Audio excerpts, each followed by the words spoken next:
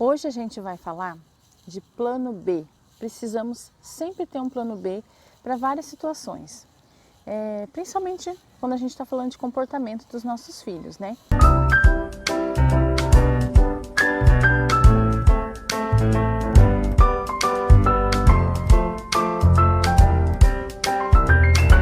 O autismo, ele é comportamental, tanto que quando o neuro ou o psiquiatra infantil vai fechar o diagnóstico do nosso filho, ele vai observar o quê? O comportamento. Porque tudo está no comportamento quando a gente está dizendo, quando a gente está falando de autismo, né? Passou um avião aqui bem agora. E o nosso dia a dia, né, se torna como? Uma montanha russa, né? Porque tem dias que a criança está maravilhosa, tem dias que a criança não está muito bem, tem dias que o bicho pega na minha casa, na sua casa, a gente sabe. Só que principalmente a gente tem que aprender a observar a nossa criança, porque através da observação da nossa criança, no nosso dia a dia, a gente pode conseguir evitar um monte de coisas, né? Um exemplo, a palavra não, né? A palavra não é só com criança autista, né? A palavra não, as crianças meio que têm uma aversão, assim. E aí quando você fala, não corre, né? Aí que a criança vai e corre, né? Então a gente tem que evitar de falar tanto não. Mas ó, uma observação, um parêntese aí, presta bastante atenção. Não estou dizendo que a gente não pode dizer não para os nossos filhos. Não, a gente tem que dizer, né? A gente precisa criar os nossos filhos, autistas ou não, para o mundo, né? E o mundo é cruel, ele fala muitos nãos pra gente. A gente cresce nesse mundo de Deus aí e a gente sabe que o mundo é cruel. Então a gente tem que aprender, ensiná-los a saber o que é não, sim. Só que eu estou dando um exemplo do não em excesso, tá? Que fique claro aí essa parte. Então vamos voltando. O não em excesso, não para tudo. Então tenta diminuir um pouco essa quantidade. Deixa o não, sabe aquele não bem assim, para quando tiver uma coisa bem grave. A criança está pegando um copo e está quase caindo da cadeira. Aí você solta aquele não. Mas, ao contrário, você tem que dar opções para ela. Às vezes, a gente faz um joguinho assim com a criança que funciona. Por exemplo, às vezes ele quer uma coisa, se você falar não de cara, você pode dar duas opções. Por exemplo, o Rafael quer brincar de patinete, está chovendo lá fora, né? Então, eu não vou deixar ele brincar de patinete aqui fora. Então, em vez de eu falar, não vai brincar, eu vou falar assim para ele. Nossa, você quer brincar com os seus carrinhos na pista? Ou você quer que a mamãe ligue a televisão para você assistir o Pocoyo? Sabe? Fazer essa troca, sim? Funciona super bem também. Porque se eu falasse assim, não, tá chovendo lá fora. Não vai, filho, não pode, porque hoje tá chovendo. Ele ia fazer um escândalo. Então, eu dou uma ignorada nessa parte e dou outras opções para ele. A criança fica com aquela sensação que ela está ganhando alguma coisa. Ela não tem aquela sensação que ela está perdendo algo. Porque você deu duas opções para ela. Outra coisa, vai sair para algum lugar? Leva sempre na sua bolsa ou em algum lugar do carro, sem a criança ver. Brinquedos sensoriais bem interessantes, pode ser slime, pode ser amoeba, pode ser coisas assim muito legais que chamam bastante atenção. De repente aquelas bolinhas que tem luzes, sabe? Alguma coisa que tem estímulo sensorial, tátil, ou visual, ou sonoro, alguma coisa, algum brinquedo que chame muito a atenção da criança. É bom você ter e guardar na bolsa esse brinquedo, ou no carro, sei lá, em algum lugar assim que vocês vão sair. Porque esse é o nosso kit salva-vidas aí, tá? De mães de crianças autistas. Outra coisa também, pega um brinquedo preferido, um dos brinquedos, né, preferido do seu filho também, você pode estar levando. Se for pequenininho, né, com certeza. Às vezes a gente tem um carrinho, o Rafael tem um carrinho azul, faz 4 anos já. E esse carrinho azul, Deus me livre se perder, porque do nada ele quer esse carrinho azul.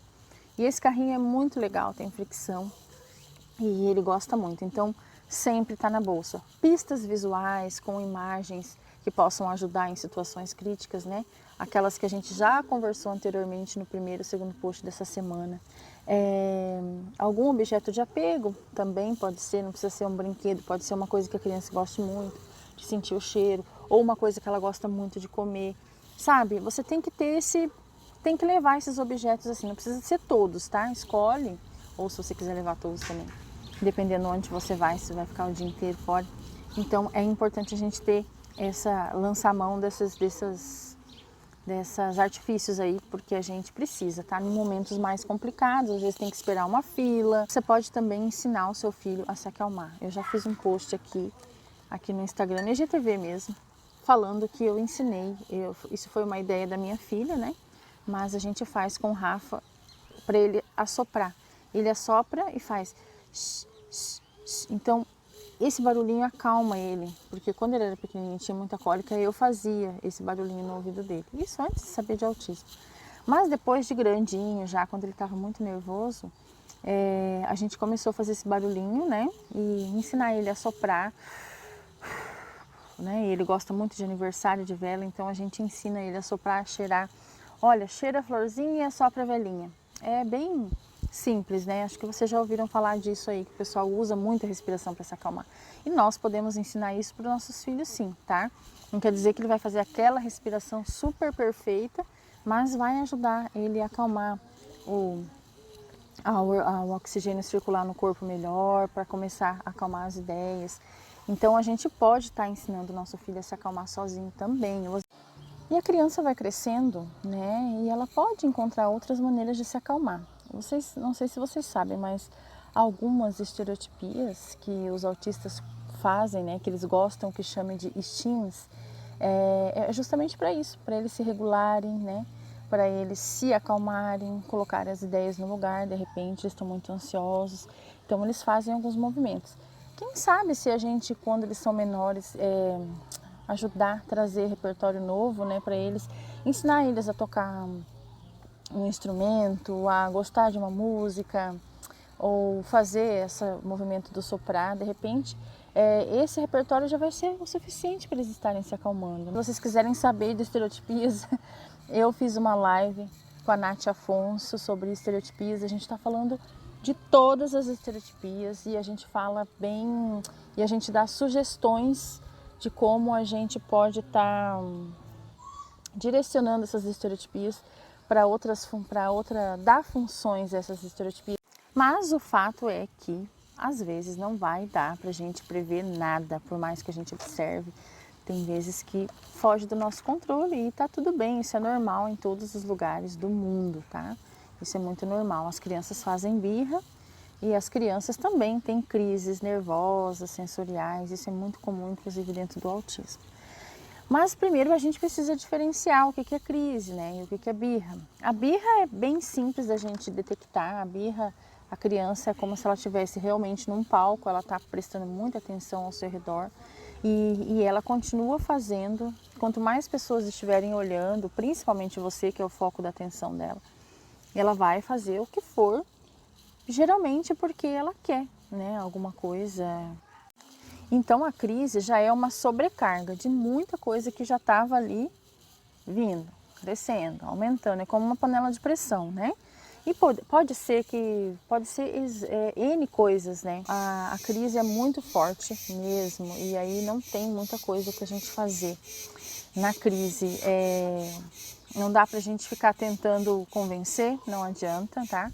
Porque a criança já está num estado ou que ela está apavorada com alguma coisa, né?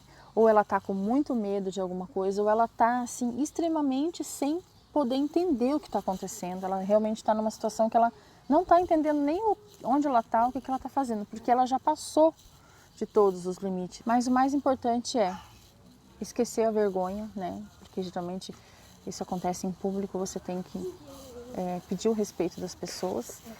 Não gritar, não se exaltar e ter paciência, gente. Paciência, porque sem paciência a gente não vai em lugar nenhum. Aí, ó, agora o meu chorando que quer jantar. Vou arrumar a janta para ele. Mas é isso, gente. Beijos, fiquem com Deus. Espero que vocês tenham gostado do vídeo de hoje. Que seja útil para vocês.